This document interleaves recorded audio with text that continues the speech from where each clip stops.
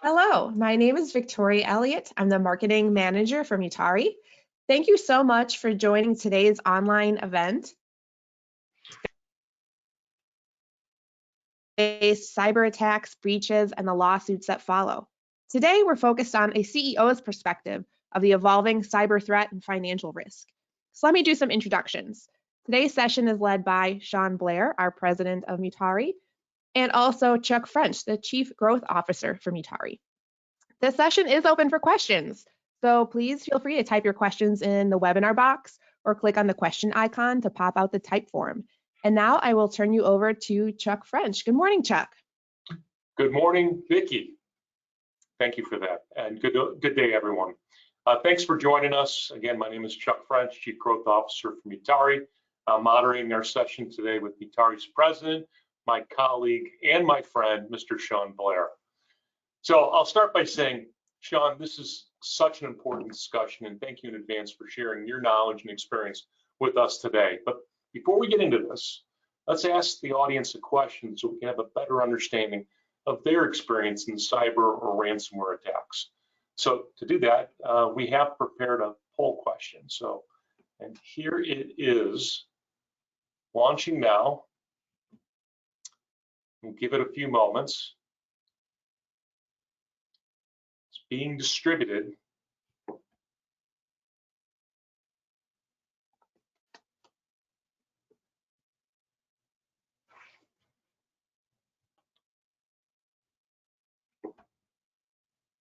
All right, we'll give it a couple more seconds here.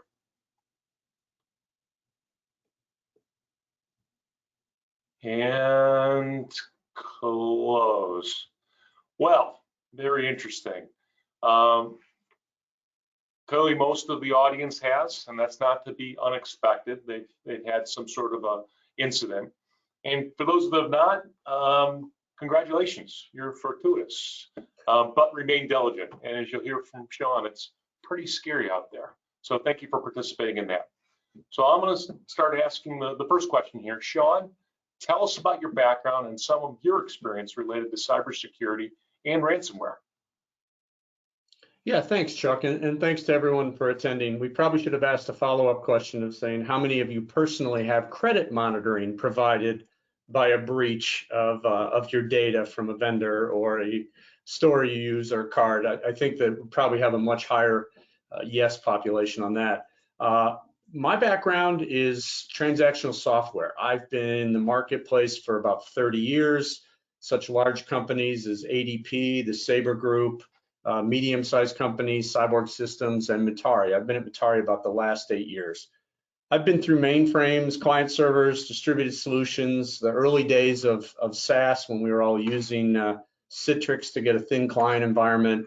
I've kind of been through it all. And you might be asking yourself, well, why do I want to listen to a guy who had to use punch cards in the mainframe for his first job to talk about modern day cybersecurity? And it's a good question. The angle that I would take is one of the other aspects of my career has involved being part of Vistage, and that's a CEO peer group. I was an active member of it, and I learned a very valuable lesson really to share information. And the importance of sharing the information is you're both helping somebody else, but you're learning yourself. And the reality is what we're talking about today is probably something that a lot of people are not sharing, and that's related around cyber attacks, and in particular, the things that Mutare has experienced, including a ransomware attack that we went through that I want to share with people, because I think there's a lot to be learned, particularly in today's environment. As we know, any new technology, going all the way back to open modems, if you remember War Games and Matthew Broderick, to the early days of fax and email, mobile devices, doesn't matter, whatever new technology has been introduced, it usually doesn't take long for the risk to be present and the bad actors to find a way to exploit it. And at Mutare, what we believe is upon us now is really the voice channel is becoming a new vector, a very active vector. You might hear phishing, socially engineered, but we feel that that is an area that is coming into focus a lot more, and it's a threat. So we wanted to chat about it, but what I'd first like to share is, we believe we have a reasonable security program, a data privacy program, It was initially born out of our need to service our healthcare customers and our adherence to HIPAA. So, we have things like annual training for employees. We have third-party penetration tests. We have a monthly risk assessment we call Stone and Shoe, because frankly, it's kind of a pain in the butt, but we all adhere to it. And we have the contractual business associate agreements. And inside of those are the obligation that we have to notify our covered entities, our customers, when there's been a breach. And I'll get to a little more of that later in the talk. But for us, we felt we had a pretty good handle on things. We had a big wake-up call about 18 months ago with a ransomware attack. It happened on a Sunday evening, and purely out of coincidence, we had run a disaster recovery drill, a tabletop drill, that highlighted a ransomware attack or a compromise of one of our production environments. So while we had been through the process, we were eating pizza and going through the normal stages. This was completely different, and we were prepared via our monitoring, our DR plan, and even our backup discipline. But when you detect it, it is panic. I mean, it's unavoidable. It's the real deal. So here are some of the things that we dealt with. First off, the monitoring did catch it, but the speed that it spread through this internal network was amazing and very scary. It was an internal network. It was kind of an isolated network that we used for printing and things like that. It did not have any customer data, and we were able to verify that pretty quickly, because that's another key aspect is, where are they in the system and what do you believe they have obtained? From a DR standpoint too, I'll also let you know that we've learned over the years to have an isolated communication platform. Now, it is something that we sell called Mutare Text, but this is not a Mutare Text commercial. Rather, we isolated that from our network. So if we ever had to bring our network completely down very quickly, we still retained an effective method of communication to customers, to our own employees, to vendors, everybody who needs to know what's going on.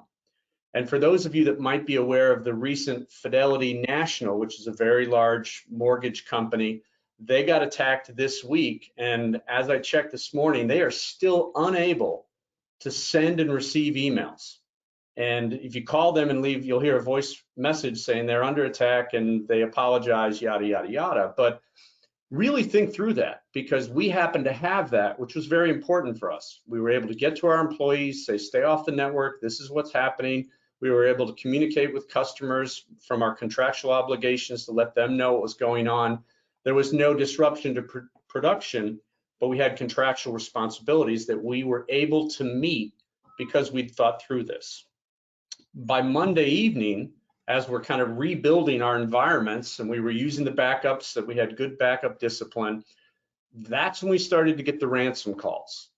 And it was something out of a movie. They were using a voice modulator to disguise their voice.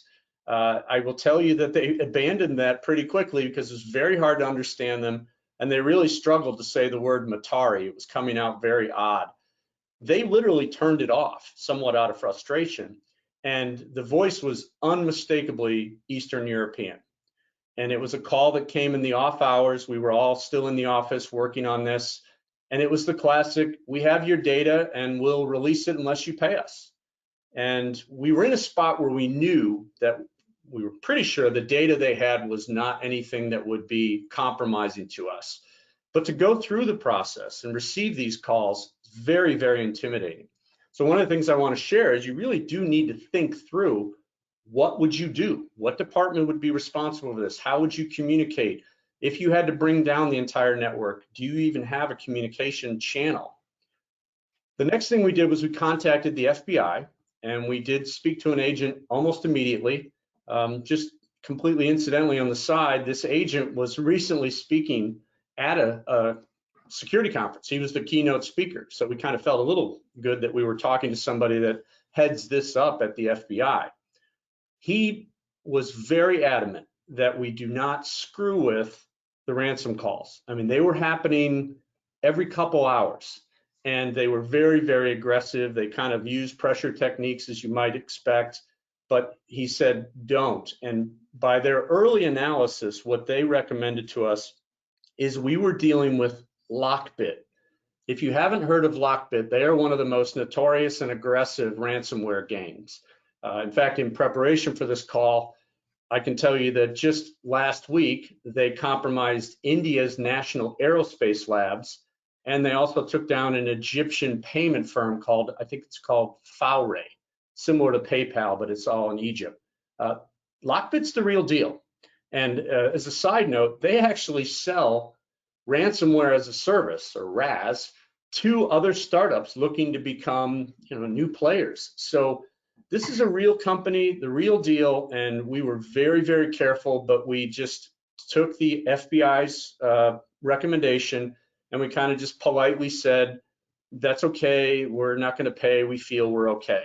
Now for us, I would deem us lucky in addition to being prepared, and we ended up, the calls stopped after about a week or so. They just stopped. And we've been checking very carefully the Lockbit website where they publicly reveal who they've compromised. That's where you'll find Faure and the others. And thankfully, we were never on there. But it was an extremely tense learning experience that's in a very compressed time frame. So Chuck, what we did was we did a post-mortem, and I don't want to give too many details of what's going on, but what we discovered was where we felt was a weak spot, a gateway provided by a third party of Mutare's, and that's how they got into there. So it also led us to start talking to our vendors a little more about what type of notification they have to us. I mean, quite frankly, most of our contracts didn't contain the same type of language that we were adhering to in our BAAs. So we've really tightened up that aspect of it. There's a lot of other learnings that are in it, but if you look at some of these attacks and you're able to get some of the information, you'll find that many times it involves a downstream vendor who's been compromised, who then is able to find a way into your system or your company.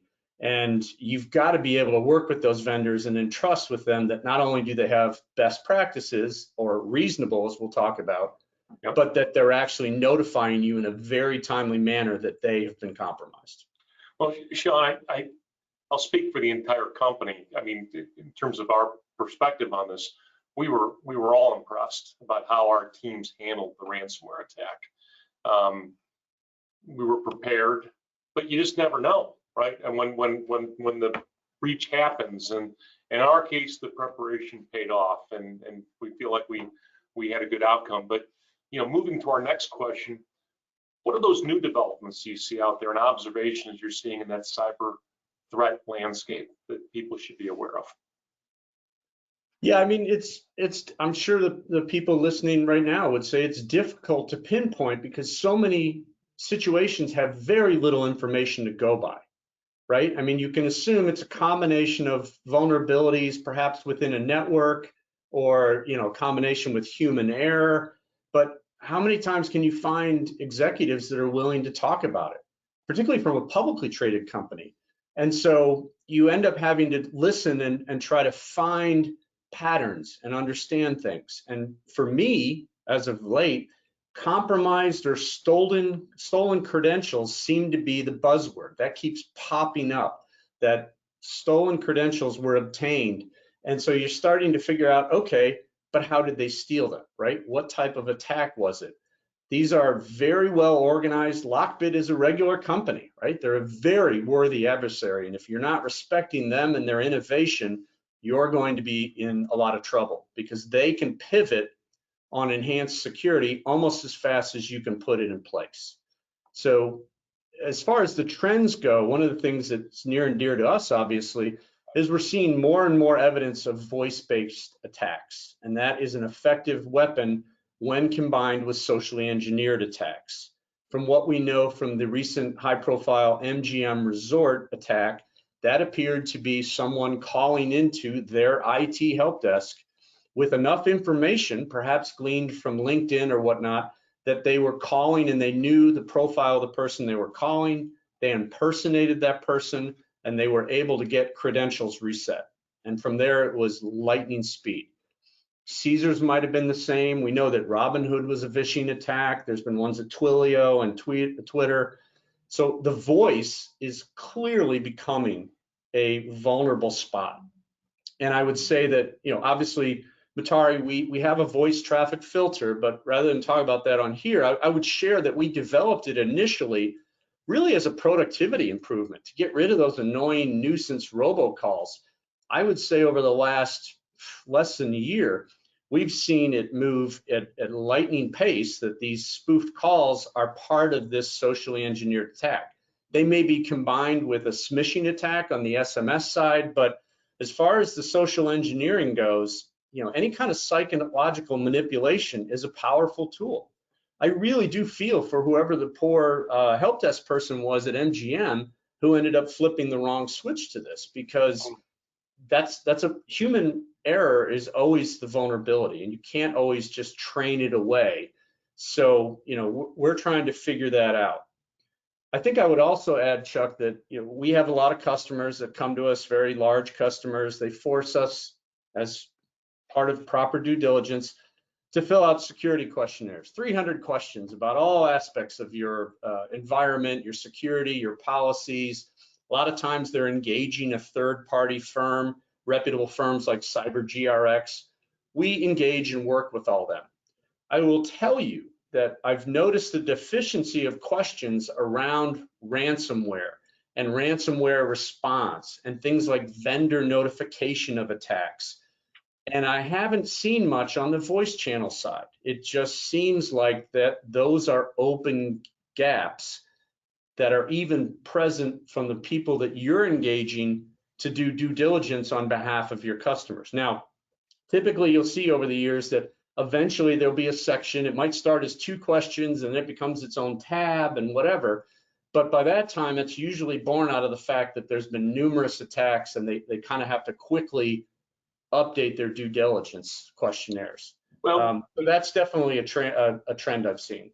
We clearly, as you just pointed out, we've seen a lot more focus and disclosures related to breaches and ransomware attacks related to, and we're finding how organizations have gotten in, what the initial access was, how they got credentials, and as you stated, well, how that's around voice. So, but it's not really shared very often. We know the bad actors are sharing this information on what's successful, what's not, but yet there isn't a lot of great disclosure amongst, I'll call, the good guys. But that's going to change, and it is changing right now. We're seeing more and more about it. So I guess to the next question is, what are your thoughts around the new 10K, so these are financial statements, and 8K disclosure rules for publicly traded companies related to cybersecurity? And all this might be news for this audience. So maybe you could talk a little bit about that and how these new regulations impact the post-data breach environment, especially when it comes to the litigation, right, when someone does have a ransomware attack. Yeah, again, I'll go back to it's difficult to get the information. I think that the 8K disclosure of a breach will help, but of the ones I've already seen, I believe the deadline is just a couple weeks away, but already you've seen companies like Clorox or MGM or Caesars file an 8K, and the language is light, right? It's very carefully managed by the legal department. You don't want to say too much.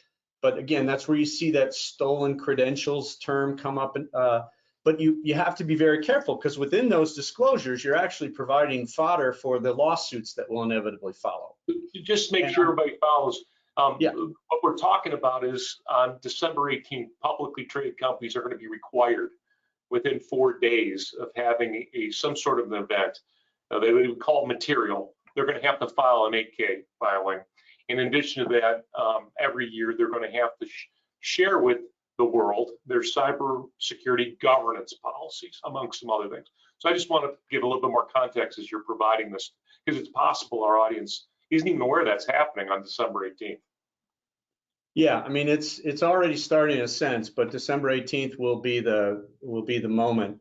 And part of that also on the 10K side is you're disclosing your governance. in there, and then that's going to be managed, because if you're not adhering to your governance, then you've got another avenue that you could be pursued. So, I mean, you can kind of get hit for not being prepared, and then you can be hit by being prepared but not following your preparations. It's a very slippery slope. And that's why most companies probably have tried to avoid sharing these details, or reluctantly even admitting that they've had it. And we've seen situations where companies will engage the ransom. I mean, we probably would have been forced if we felt there was value in the data, and you're trying to do that quietly, right? But that doesn't always go well. And most recently, I think 2 weeks ago even, Meridian Link was turned in to the SEC for not disclosing the breach by the people that breached them. It was like they'd reached an impasse in the negotiations. They're like, you know what, we're just going to call the SEC. I mean, it's got that crazy. Fidelity National, another very large one that was breached, and I mentioned, they had a situation where the bad actors are actually taunting them on Twitter, or X, I think it's called, for engaging a firm to help them manage this. So they've become very, very bold, and you need to be asking yourself, what is your PR plan? How are you going to manage this? Because you can't always manage what's going on. And we might have been forced in that if they tried to do an announcement on us, but in that case, we felt strong about our position. But you really do need to think through that and start talking about that, because the pressure is coming from all avenues. And I think the 8K and 10K is a very important aspect of it. Yeah, and if you get it wrong, you're talking about exposure to huge liability, right? Because the class action suits come, big numbers. I think we've collectively seen hundreds of millions of dollars, if not billions now, of these suits, and no one wants to be in the crosshairs. And if you don't have a good cybersecurity governance policy, and you don't have tools and procedures in place and solutions, you're probably opening yourself up to more of these claims. So I guess the next question would be, the plaintiff in these lawsuits often base their claims that a company should be liable, right, for damages because they didn't take those reasonable measures. So what do they mean by that? What would, in your opinion, would be reasonable measures?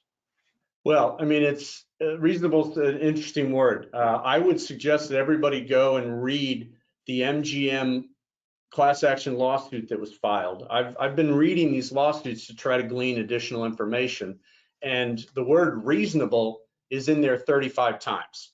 And they have a laundry list of accusations that they make. Defendant had a duty to employ reasonable security measures, defendant this, defendant that. It's hard to tell what's going to happen there. Mr. Cooper, another very large mortgage service company, they have 6 class action lawsuits that were filed less than a month after their cyber attack. And inside that document, it talks about a massive and preventable attack that was due to negligence in implementing reasonable security protocols. So it's a really tough one, Chuck. I would just say that you really do have to look at your organization and have some introspection and some talks about what are your policies, what are your practices, are you training your employees, what would happen if a high privilege credential was compromised. It's really an important question to be asking and talking about before an attack happens, because when an attack happens, I can tell you from experience, you're not thinking about that. You are trying to address the problem immediately and triage it. You're definitely in a reactionary state. So Sean, as the leader of Mutare, I mean, you have to be concerned about everything, right? That's part of the job description, right? Which, let's face it, in practice, that's impossible. So as it relates to cyber risk and liability, where is your focus today? And are there any suggested takeaways that you would give to the audience to help reduce risk? Yeah, I mean, the things that I'd like to share right now, focus on the stolen credentials, because that is a glaring hole that we believe in cyber security. How are they getting these credentials reset? Really do you think through and try to understand what would you consider reasonable measures? Take a look at some of the lawsuits. I really would look through them. I think you can glean some information about the positioning that firms have when they go after a company and see how you would address that. Are your employees properly trained? I mean, even if they are trained, do you think they would know how to detect a scammer, right? Is it reasonable to put that responsibility on the employee alone? Or should you be looking at tools to maybe prevent those calls from coming in or to screen? Quick story that we had, every new employee for about the last 2 years, when they join Mutare, almost like clockwork, after a month of being here, they get a text from me. Now, it's not my cell phone number because I don't give that out to new hires, but they don't have to worry about spoofing that because they're assuming that people don't know my cell phone. And they all say the same thing. Hey, I'm at a conference. I need you to help me. Can you go down and get gift cards? I think a lot of them said. So they know that we've hired this person, probably from LinkedIn. They know my position, and they're making the proper assumption that they don't know my number and who's going to turn down the CEO who's in a jam at a conference and needs something.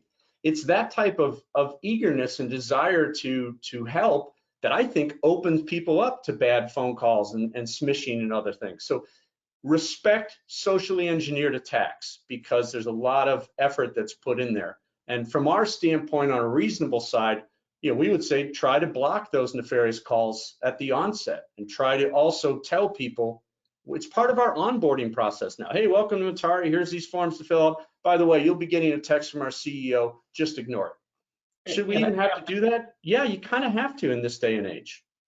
And I have to add, Sean, only because it's part of my job description, but also it helps address a question that came in regarding the advanced methods that some of these bad actors are using. Using technical controls. Everybody has an email spam filter. Not everybody has a voice filter, a firewall for these voice calls. But what's worse, and you just kind of referenced this, is that they're starting to use these things in combination, right? Is that they're more sophisticated. Part of it's technology, part of it's just the tactics to get people to do things, to give up credentials.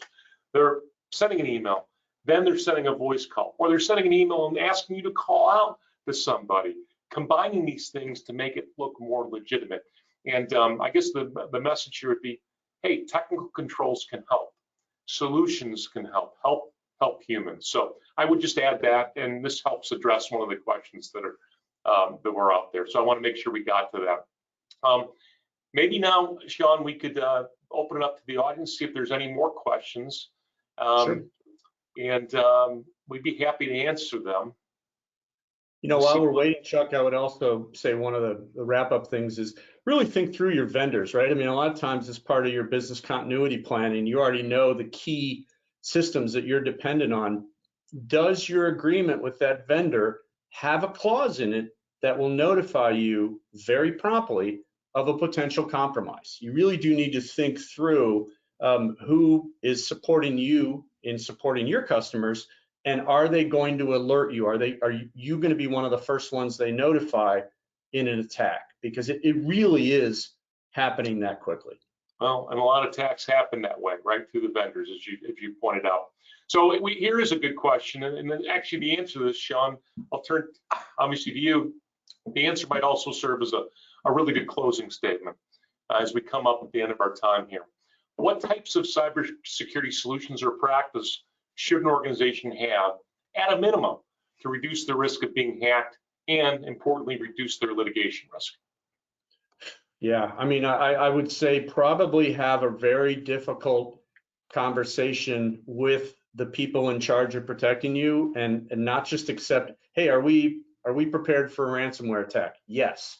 Don't let that answer stay right there. Take some time and say, explain to me, right? One of my favorite lines is from a movie. Explain to me like I'm a golden retriever. Because in talking through it more, you might actually understand, hey, you know what, that's not going to cut it. Or what happens if this attack happens on the Friday after Thanksgiving? Is my PR department available? Who's going to manage social media? I think you have to maybe do a tabletop exercise and offer pizza. I find it's a great way to get people's attention, but really talk through, hey, we've had a compromise. What's our plan? And look to the people not only in charge of it, but what's that next level of support down within a department? Maybe promote a lieutenant temporarily. Hey, you know what? The CIO is caught in an elevator or on a plane. You're in charge. How do you handle it? I think you have to go through these exercises I guarantee we got lucky that we had a tabletop exercise on ransomware 12 months beforehand. So we had a little bit of an understanding of what to do, but it is still paralyzing to actually be told, hey, we've got someone who's trying to encrypt our network, and then to have that phone call. Just try to work through those things. It's really what I would implore people to do, because everybody's situation is different, right? And a lot of this is, where are the crown jewels stored at your organization? What are the things that they're going to attack? Some of the attacks I just talked to you about are related to mortgages. We know that financial services are under attack. We know that they've already hit retail. A lot of them are going after payment providers. We've heard stories about infrastructure possibly being vulnerable. You just have to think almost criminally to get to a point of, what do they want to get? Because right now they're being paid and they're making money. So until this is thwarted in some manner, and even if we thwart it, let's say on the voice side, they'll find another way in. So it's constant preparation. That's what I would suggest. Well, Sean, that's great. And this could have been a 2-hour, 3-hour session if we chose to do that. There's a lot of knowledge and wisdom in this short period of time that you've been able to share today. So thank you for that. And I'll turn it over to Vicki to close it out. Great. Well, thank you both so very much. If you do have any additional questions or things you think about later we didn't get to today on our quick 30-minute talk, you can reach out to us at info@mutare.com or respond directly in our follow-up email that'll be distributed today. So we will go ahead and end today's event, and we hope to see you at our next 30-minute webinar on voice security for Cisco on December 14th. Great. Thank you so much. Thanks, everybody. Bye.